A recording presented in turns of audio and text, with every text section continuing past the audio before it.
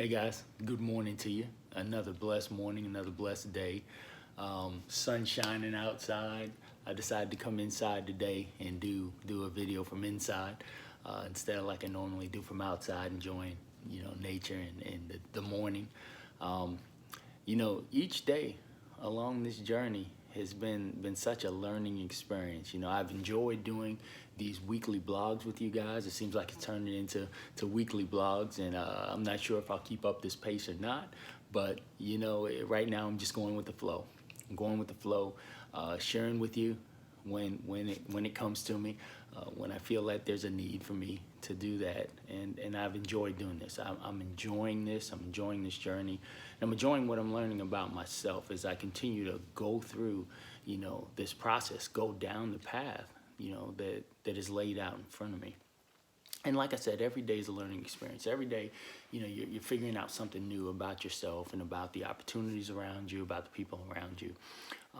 In this past week, a couple of things, the areas I was focusing on is those areas, those things that keep us from achieving the goals that we have in front of us. Those things that keep us from going through those open doors of opportunity that are placed in front of us.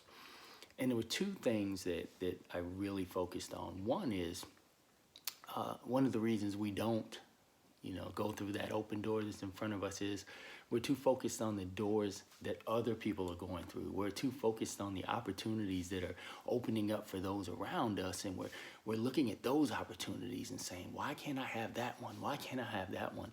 And not seeing the door of opportunity that's right in front of us, the one that's placed along our path.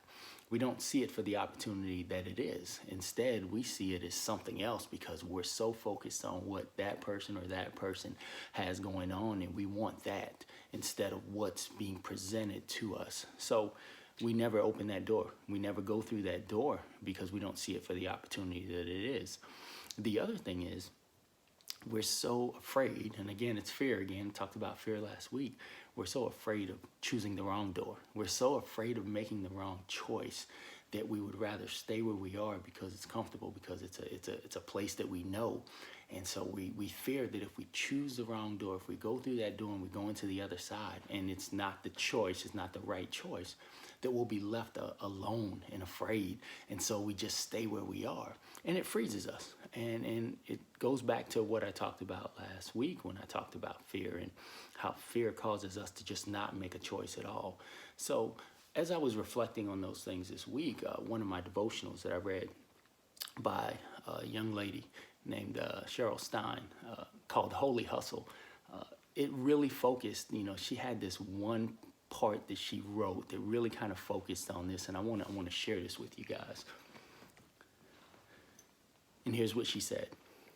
If you've seen the movie Monsters, Inc., you know what I mean when I say the journey I've been on has felt like the climactic scene of that movie.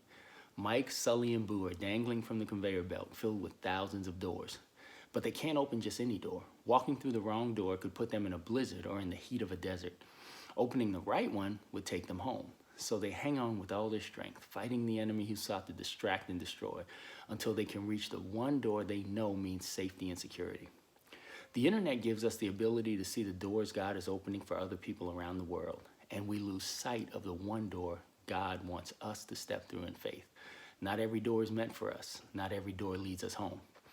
I'd spent more than 10 years in a tight grip survival mode as I graduated college, found a job to make ends meet, got married, functioned under the high-stress version of the world's definition of hustle, was fired, scrambled to find the next thing, started my own business, and said yes to a ministry position that was intense and wonderful and lonely. I resigned, I scrambled again to start a freelance business to support my family. I'd spent so much time trying not to get hit by closing doors that I lost the ability to see the open doors God was putting in my path. As I started to learn how to let go of the crazy conveyor belt of options and step back from striving, God showed me an idea that changed everything. I had been looking for the doors that would be good for me, the best use of my skills, the impressive doors that would lead to bigger and better. In those seasons of selfish striving, I may have been working for myself, but God was faithful to continue to work in me. The lessons we learn, the skills we acquire, the people we meet, and the growth we experience can all be blessings. God has given us the free will to choose the doors we go through without worrying that we'll find ourselves outside of God's will on the other side. We may not find ourselves in the perfect profession or doing what feels like it aligns with our calling, but God will meet us there. And as I read that and I reflected on that this week, it just really kind of hit home for me, especially when you look at opportunities, and whether it's career, whatever it is, you look at these opportunities in front of you, and sometimes you're so fearful that if I make the wrong choice, that I'll be stuck, that's it, and I'm hitting a dead end. And you never realize that every opportunity that you're in, every time you're in a situation, you can learn from it, you can grow from it, and it prepares you for that next opportunity.